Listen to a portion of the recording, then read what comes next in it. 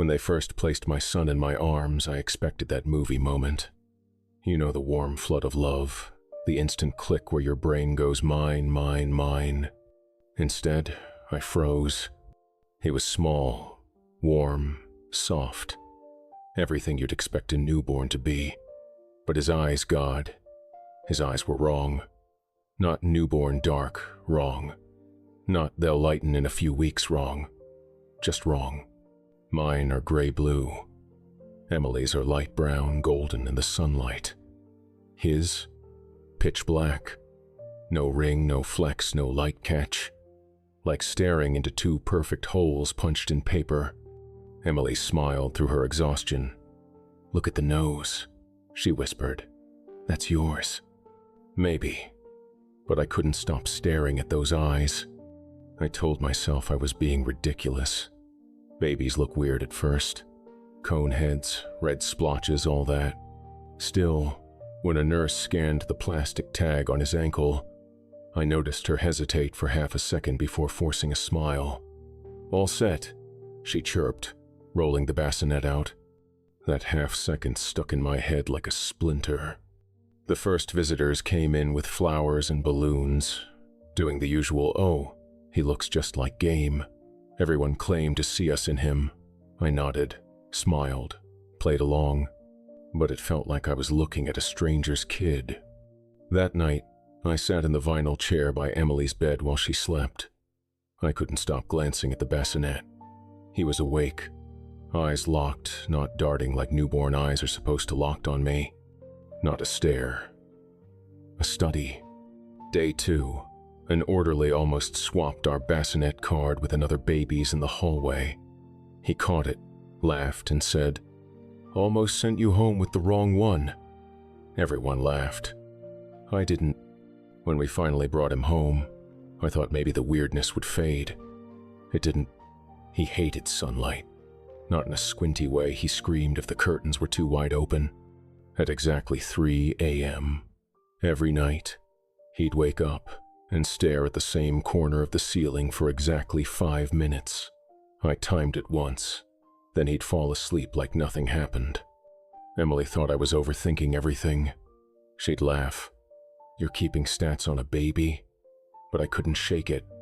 2 weeks in, I was half dead from sleep deprivation when an ad for a mail-in DNA kit popped up on my phone. "Learn your heritage," it chirped. I ordered one for me and one for him, without thinking. I told myself it was for a family tree project. The lie tasted sour. When the kits arrived, I swabbed my cheek in the kitchen. I swabbed his while Emily was in the shower, hoping she wouldn't ask questions. She didn't. I mailed them back and tried not to think about it. 3 weeks later, the envelope arrived. Thin, white, harmless looking. I opened it at the kitchen table while Emily was out shopping. Paternity probability, 0.00%. I read it twice, then 3 more times, waiting for my brain to say, "You misread it." But the numbers didn't change. When Emily got home, I handed her the paper. She didn't scream or deny it. She just went pale, then defensive. "So they messed something up. We'll redo it." "No," I said. "We'll test you too." Her jaw tightened. "You think I think," I said, my voice cracking. "We need to know what the hell is going on." We drove to a clinic the next morning for a maternity test. The nurse was polite. Emily kept her arms folded the whole time. 2 days later, we got the results. Maternity probability, 0.00%. For a long time, neither of us spoke. The only sound was the fridge humming. "If you're not the mother," I said slowly, "and I'm not the father." We both looked at the baby and his bouncer, chewing on a plastic giraffe. "Then whose kid is in our house?" The words just sat there in the air between us, like smoke that wouldn't clear. Emily was the first to move. She stood up, grabbed her phone, and stormed out to the porch. I could hear her voice rising and falling, sharp syllables cutting through the quiet, calling the clinic, the hospital, her mom, anyone who might give her something that made sense. I just sat at the kitchen table, staring at the baby. He stared back, that same locked-on gaze. Not curious, not afraid, just present, like he was waiting for me to say something first. My brain kept looping the same thought. Somewhere out there, someone else has my kid. And somewhere else, someone else has Emily's. Emily came back inside 20 minutes later, flushed and shaking. They said mix-ups happen, she spat. Paperwork errors. They want us to come in tomorrow to review our case. She air-quoted it like the words were poison. I nodded, but I couldn't help thinking about the nurse's half-second pause in the delivery room, the orderly's joke about sending us home with the wrong baby. They weren't just mistakes, they were tells. That night, neither of us slept. We kept the baby in the bassinet between our beds, both of us pretending we were being overprotective. But I knew Emily was watching him in the dark the same way I was. At exactly 3 a.m., his eyes opened. He turned his head toward that same corner of the ceiling and stared. 5 minutes. Silent. Not even a blink. Then his gaze shifted slowly until he was looking straight at Emily. She gasped. "Okay," she whispered, pulling the blanket up to her chin. That's creepy. The next morning, we went back to the hospital. They put us in a small, windowless family consultation room. The walls were painted that fake calming beige. A woman in a suit, not scrubs, came in with a folder. She smiled the kind of smile people use when they're about to lie. "Mr. and Mrs. Carter," she began. "We take these matters very seriously. While rare, administrative errors can occur." "Cut the crap," I snapped. "Where's our kid?" Her smile didn't move, but her eyes did quick dart to the door, then back to us. "We're conducting an internal review. These things take time." "We did the tests," Emily said, her voice shaking. "We're not his parents. We want to know who is." The woman folded her hands. "Unfortunately, due to privacy regulations, we can't." I stood up so fast my chair tipped over. "This is my kid we're talking about. Or it's someone else's. Either way, you're giving me answers." 2 security guards appeared in the doorway like they'd been waiting. That was when I realized this wasn't just a screw-up they could fix. This was something they wanted buried. We left before they could throw us out. In the car, Emily slammed the door and just sat there, gripping the steering wheel like she might snap it. "They know," she said. "They know what happened." I didn't answer. My mind was already on the only other lead we had, the other family. See, a few days before the birth, I'd overheard a couple in the hospital cafeteria talking about a special care unit on our floor. They'd been there for weeks. The woman mentioned her baby looked nothing like her or her husband. At the time, I thought it was just small talk. Now, it felt like a breadcrumb. I convinced Emily to let me try to find them. It took 2 hours of digging through local Facebook groups before I recognized their faces in a post about new parents in our community. Their last name was Vance. I sent a message. They replied in minutes. "We need to talk." We met that night in a coffee shop 2 towns over. The Vances were pale, tired, and jumpy. Their baby, about the same age as ours, had Emily's honey brown eyes. I didn't even need a test to know. "We did the swabs too," Mr. Vance said quietly. 0%. Both of us. Hospital said it was a clerical error. His wife added, "Told us not to worry.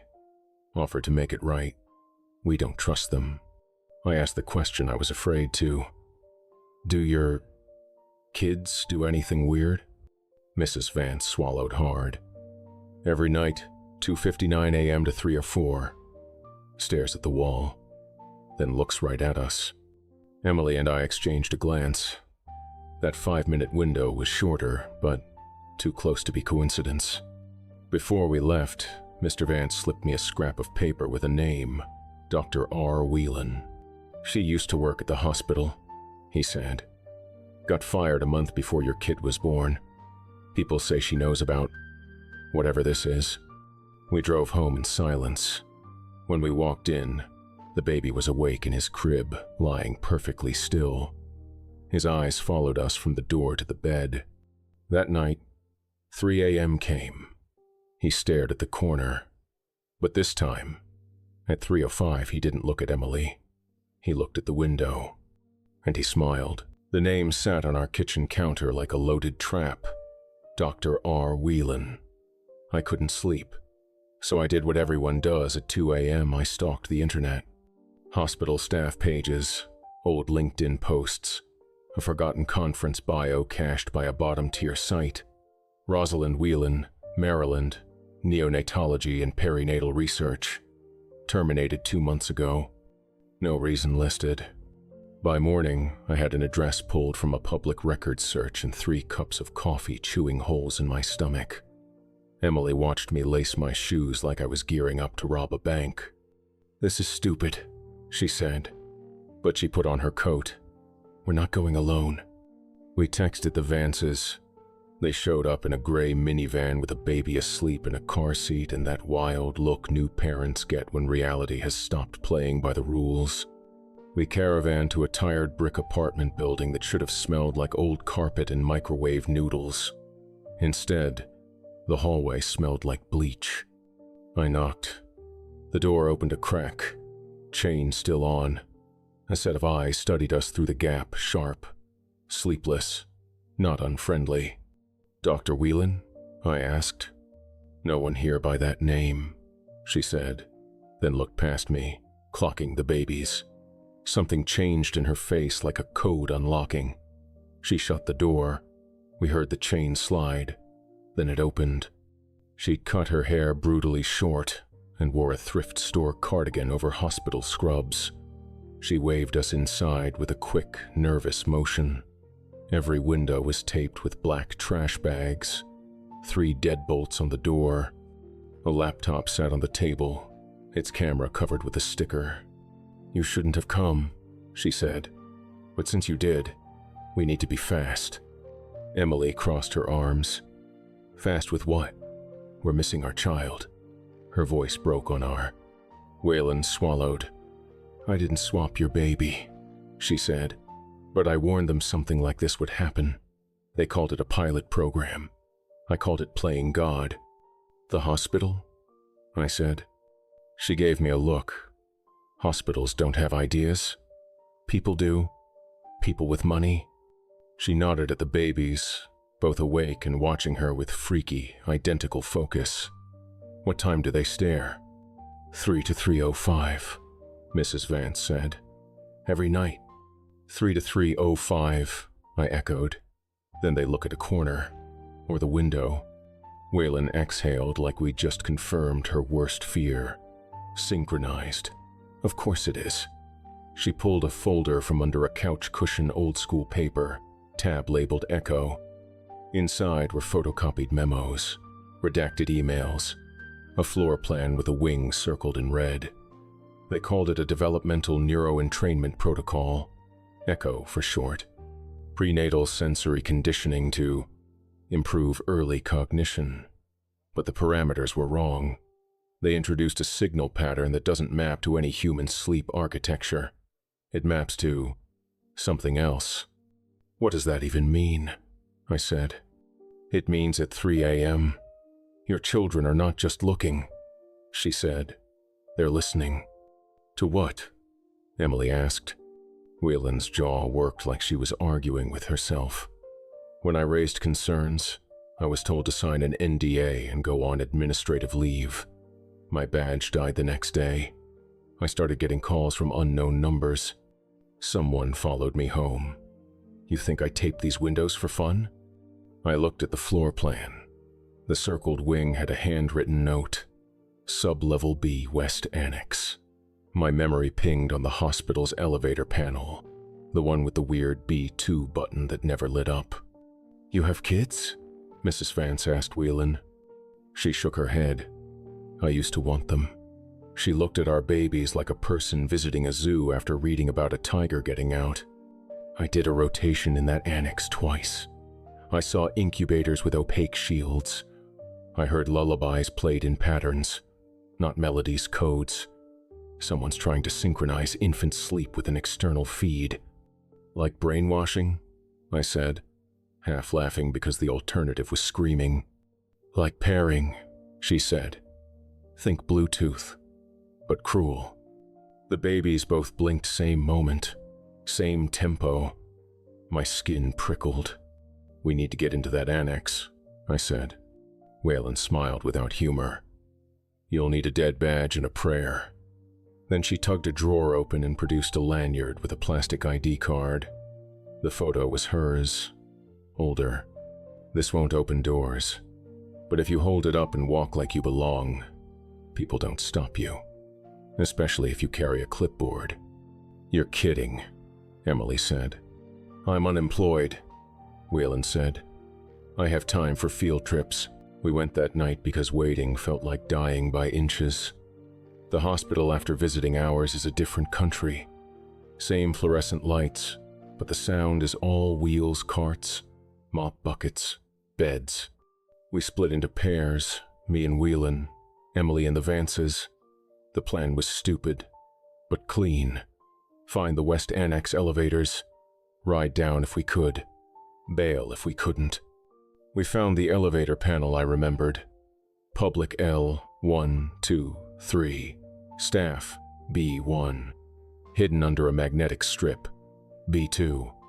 Waylon knelt, slid her fingernail under the strip, popped it off like a bottle cap, and jabbed the button. Nothing. She leaned close to the reader, then tapped her dead badge against it anyway. A soft beep. The button glowed weakly, like it was embarrassed to be seen. Dead badges don't beep, I whispered. Unless the system thinks you're someone it's not allowed to ignore, she whispered back. The doors opened. Inside, a tiny camera. Whelan stared up at it. Smile for the nice men. She pressed B2. The doors closed, and for 1 second I saw my own reflection in the stainless steel walls, sweaty, wired, already regretting everything. Sublevel B2 looked like an airport built by people who hate windows. Long hallway, white doors, keypads. The air was colder, drier. We walked like we were exactly where we were supposed to be. A nurse came around a corner rolling an empty incubator. Her eyes flicked to Whelan's badge, then to the clipboard Whelan had stolen from an unattended station. You're late, the nurse said flatly. Traffic, Waylon said, without missing a beat. Dr. Keene still in? The nurse rolled her eyes. When is he not? She pushed past us. My heart thudded like a bass drum in a trunk. We found the West Annex door. No window, just a keypad with a badge reader and a tiny speaker. Waylon held her card up. Red light. She inhaled, then punched 4 digits like muscle memory. 19203. The light turned green. How I started. Date we lost our first neonatal unit, she said. Hospitals have morbid passwords. Inside, the temperature dropped another 5 degrees. The rooms were glass-fronted boxes, lights low, opaque shields on incubators, just like she'd said. At the far end, a darkened observation theater with a one-way mirror. A soft sound came from the overhead white noise, but not white. If normal white noise is static, this was a pattern wearing a static costume. My teeth ached. Waylon went stiff. They're running it now, she whispered. The feed.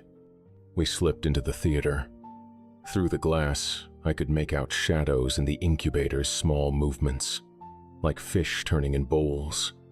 The sound rose and fell in a cycle that felt wrong, like a heartbeat backward. My phone buzzed. I flinched and fumbled it silent. One notification had slipped through. A text from an unknown number. Leave. You're being watched. I turned my screen to Whelan. She nodded once, Tiny. She had a look people get when they've already made a decision they hate. "We can't leave without proof," she mouthed. She pointed at a server rack half hidden behind a partition. We slid toward it in sync, like idiots in a heist movie. Waylon produced a small USB drive. "Always bring your own shovel," she muttered, popped a panel, and plugged it in. Status lights blinked. Lines of text flowed. Copying. Copying. Footsteps. Voices. 2 men. 1 woman. Through the glass, a door opened. A tall man with a surgeon's cap strode in and tapped a tablet. The noise shifted deeper, slower. In the incubators, the shadows stilled, then all turned at once toward the mirror. Not the speakers, the mirror. Toward us. We froze. Tiny faces pressed against the plexi domes, eyes open. Black. The same impossible black as my son's. Every hair on my body went to high alert. The copy finished with a soft chime. Whelan yanked the drive, shoved it into her pocket. We backed away. A radio crackled down the hall. "Observation. 2 shows movement." Another voice. "Which team's on B2? We ran. Not heroic running. Parental running. Fueled by that new instinct that says live. Live, live. We hit the elevator. The doors pretended to be slow. Somewhere behind us, a door slammed. A male voice called. "Hey!"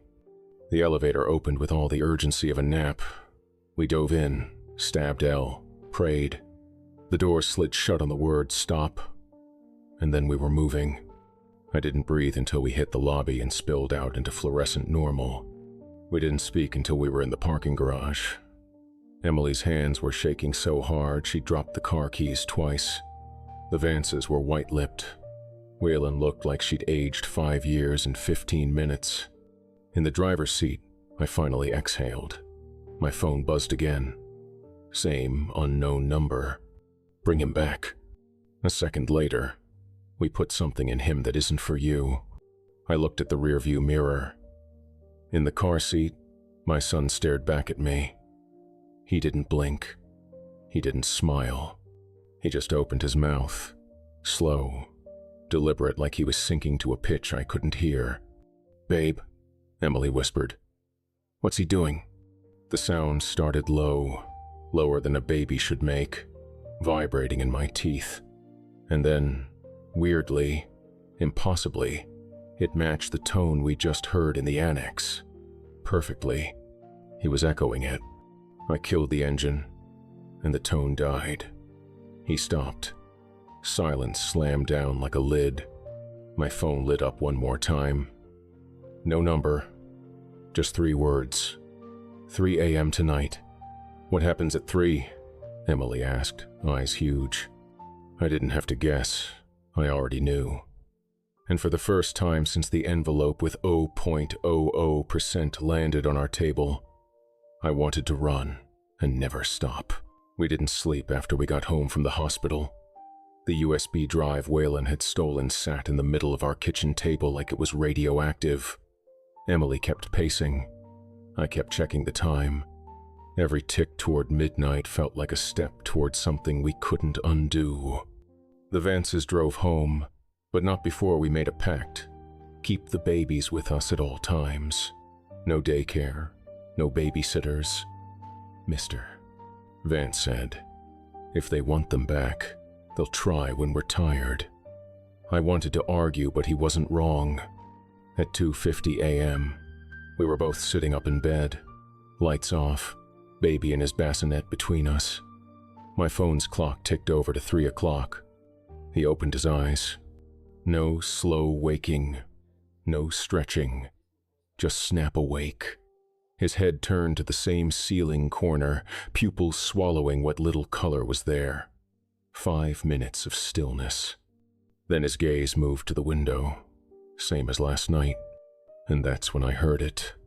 Not in the room, not in the air. In me. A low pulse, just barely audible, but felt more than heard, like bass from a car a block away. Emily grabbed my arm. "You hear that?" I nodded. The sound wasn't random. It was spaced, patterned. Then the baby's mouth opened and the pitch matched exactly. Emily pulled him up into her arms, muttering, "No, no, no," but he didn't cry. He just kept making that tone until exactly 3:05, when his mouth closed and he went limp, not unconscious, just off, like a switch flipped. We sat there until dawn, too wired to move. By 9 a.m., Whelan was at our door with 2 paper cups of coffee and a grim look.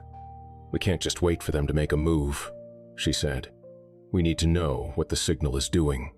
She pulled a battered laptop from her bag, plugged in the USB drive, and started copying files.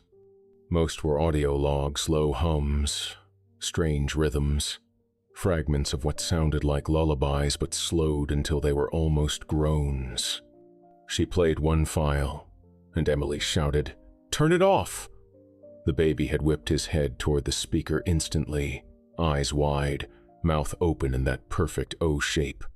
"That's it," I said. "That's the tone from last night." Whelan nodded. "It's a control sequence. They run it in 5-minute intervals to test synchronization. They're not just conditioning them to respond, they're teaching them to wait for commands." My stomach turned. "Commands for what?" She hesitated. I don't know." The rest of the morning was spent planning. The Vances came over, their baby reacting the same way to the recording. We decided to split tasks.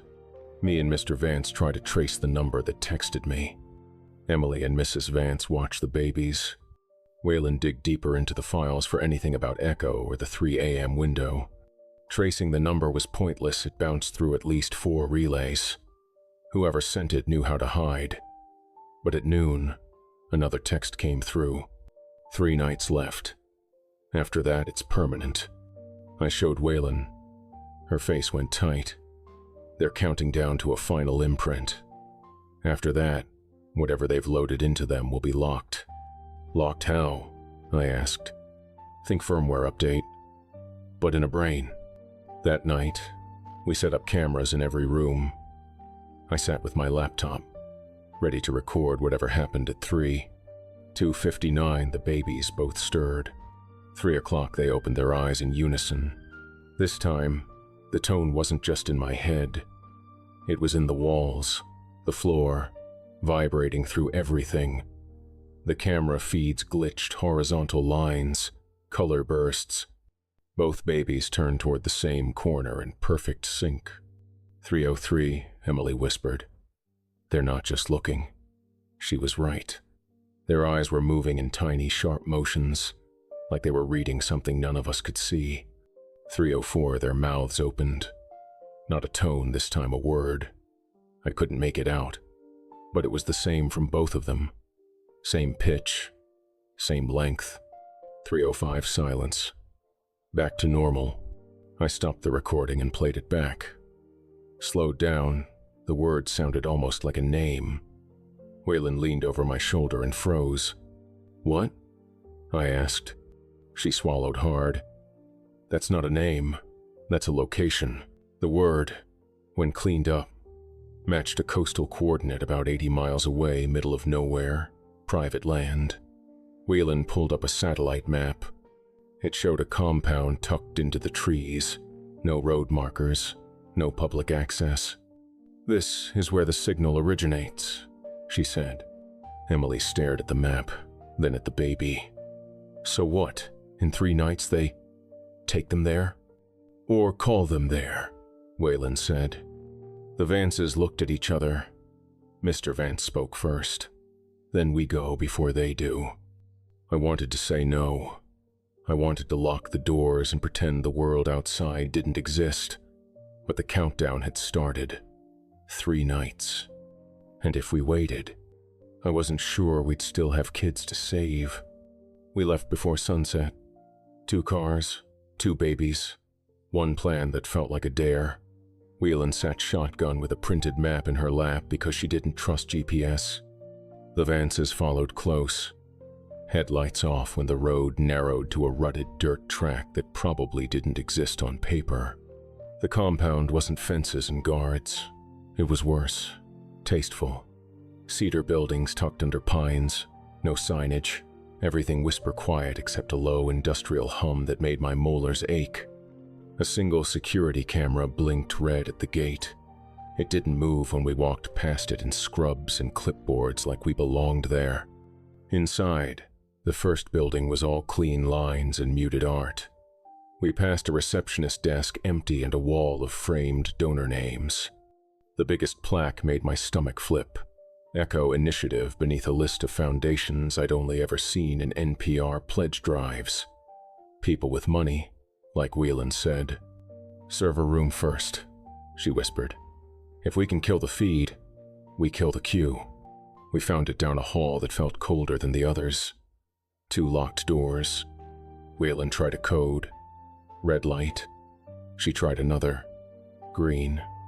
Inside, racks of hardware with more blinking than a Christmas display. A big monitor on the far wall showed a waveform shivering like a spine. "Recording," I said, hitting my phone camera. Whelan slid her USB into a port and started copying. Another monitor showed a map with glowing points scattered across the state. The coast coordinate pulsed brightest. "Those are receivers," Whelan said. "Hospitals. NICUs. Homes." "Homes?" Emily asked. "Your routers," Whelan said, grim. "They're piggybacking whatever path gets there." A soft chime pinged. On the main monitor, a countdown appeared. 0 hours, 12 minutes, and 57 seconds. It ticked down like a live show about to start. "Tonight's the last imprint," Whelan said. "This is when it locks." "Then shut it off," Mr. Vance said. "I can't just yank it," she snapped. "A dirty power cut could spike the output." "How bad is spike?" I asked. Imagine turning a whisper into a scream directly in their heads. The clock ticked to 11 minutes. We moved fast. Emily and Mrs. Vance took the babies to a quiet corner room lined with whiteboards. Me, Whelan, and Mr. Vance went deeper, looking for a master switch that wouldn't fry a brain. Through a narrow hall, we found an observation suite. Glass wall, dim lights, a row of bassinets beyond. Not empty. 4 sleeping infants, identical monitors tracing identical rhythms. A nurse in gray scrubs adjusted a drip, glanced up, didn't question our badges. The bass hum under the floor made my stomach roll. On a desk sat a binder with patient logs. Whelan flipped pages until her fingers stopped. Handwritten. Carter B. Vance A. The hyphens weren't dashes. They were swap marks. "Proof," she whispered.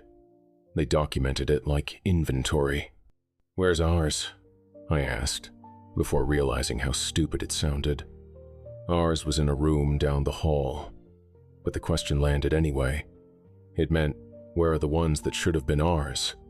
"Later," Whelan said. "Clock. 10 minutes. We hustled back to the server room. Whelan found a panel labeled Power Conditioning and pried it open with a butter knife from a break room. Behind it, a row of breakers and a small dial marked attenuation. She stared, calculating. "I can bleed the signal slowly," she said. "Not kill it, starve it. It'll clip the imprint." "Do it," I said. She took a breath and turned the dial a whisper to the left. On the monitor, the waveform shrank a hair. The hum under the floor dipped. Somewhere far off, a baby cried and stopped. 9 minutes. We regrouped with the others. Emily's face was set in that I can't crack or I'll shatter way. Our son watched the ceiling, calm as a spring. The Vance baby kicked like he was hearing a song he liked. "We pull out at 5 minutes," I said. "If this goes sideways, we're not here." "Sideways is baked in," Whelan said, adjusting the dial another notch. The lights flickered, recovered. The big monitor blinked warnings. Signal integrity 92%. 8 minutes. A door opened somewhere. Footsteps. Voices. A man's laugh that had never done a bed bath in his life. We shrank into the whiteboard room, lights off, door cracked an inch. 2 men in suits crossed the hall with a woman in a lab coat. The tall one I'd seen through the one-way glass surgeon cap. Perfect jaw. He said, "Tonight is the crossover. After this, they're imprinted at the hardware level. No more drift." The lab coat nodded like it was weather. "Hardware," Emily mouthed. I squeezed her hand. 7 minutes. Waylon handed me her phone with the text window open. "If I tell you to run, you run." I looked up. She didn't. 6 minutes. We moved. The server room, one more notch. Signal integrity 84%. The hum got ragged, like a tired engine. Somewhere above us, a ventilation fan spun up hard. My phone vibrated. Unknown number. Leave. 5 minutes. "We're done," I said. "We got enough to blow this up online. We go." Waylon stared at the countdown, then at the babies, then at the dial. "If we leave now, it still imprints. Less strong, but it sticks. If I push it, I might break their lock." "Or break them," Emily said, voice thin. "I know," Waylon said. She turned the dial anyway. Signal integrity 71%. The hum guttered. Lights stuttered. Alarms chirped low. The countdown hit 4:31. "Okay," she whispered. "That's our window. Get out." We ran, through halls that suddenly had people in them. A nurse shouted. A security guard reached for a radio. I hugged the car seat to my chest like a life raft and cut left into a corridor that smelled like iodine and lemon cleaner. 3 minutes. We burst into the main lobby and almost made it to the door when the tall man stepped in front of us, palms up, smile wrong. "Parents," he said, like it was a species. "You can't take them yet." Emily shouldered past him like a linebacker. "Watch me." He kept pace, voice light. "If you cared about their development, you'd let the process finish." "What process?" I barked. "Kidnapping? Installation," he said. "It's all very humane." Waylon blew past us at a run, hair wild, cheeks flushed. Behind her, the alarms rose in pitch. Something was breaking. The tall man's smile faltered. 2 minutes. We hit the door. Night air slapped my face. The hum from the buildings pitched higher until I tasted metal. Across the lot, the Vances sprinted. Mrs. Vance had their baby inside her jacket like a smuggled jewel. A siren wailed internal, not police. My phone buzzed again. Unknown number. Stop the attenuation. We dove into the cars. I fumbled the key. Got it. Jammed it in. Started the engine. In the rear view, the tall man stood under the awning, phone to his ear, not running, just watching, like he knew something I didn't. 1 minute. We tore down the dirt road, branches slapping the doors, gravel spitting. The hum chased us, thin as a razor. The babies stirred. At 0:59, both opened their eyes. "Talk to me," I begged, stupidly. "Say my name. Say anything." 0:30. Their mouths opened in the same small O. Not a tone this time. A word. The same word from the recordings. A location. And then another word. New. A street. Our street. Our house number. "Turn it off." Emily gasped. "I can't," I said. We left the dial back there. 0:10. The air got heavy, like a storm was sitting on the hood. The baby stared at the headliner. My phone lit again. One more text. "Whatever you love will answer when called." 0:05. Everything went quiet. The hum, the alarms, even the engine noise blurred like someone laid a hand over the world. 0 o'clock. The babies exhaled in the exact same second. From somewhere far behind us, the compound's lights strobed once and died. The road went black except for our beams. The silence snapped back so hard my ears rang. And then voices. Not in the car, in the phone, in the dashboard, in the little Wi-Fi speaker we forgot to unplug in the back seat. Whispered, layered, like a choir talking secrets in a library. They said a word, a name. Mine. Dad, the voices said. Soft as a lullaby, but wrong in a way I felt in my bones. Both babies turned their heads toward me in perfect unison, eyes catching my reflection and holding it. Not black now, deep, wet, almost reflective, like looking down a well. From the dark road ahead, another pair of headlights appeared, far off, then another behind us, then blue dash LEDs flicking on in the trees like fireflies turning to face the same star. They're not done, Emily whispered. What did we stop? I don't think we stopped it, I said, hands locked on the wheel. I think we moved it. My phone vibrated a final time. No number. Just 3 words I didn't know how to fight. Bring them home. The babies smiled small, slow, synced. At 3:05, they closed their eyes like nothing had happened. The road unspooled under our tires. The compound vanished in the rear view like a dream. And somewhere between that place and our front door, I had to choose whether home meant our house, or the one that waited every night at 3.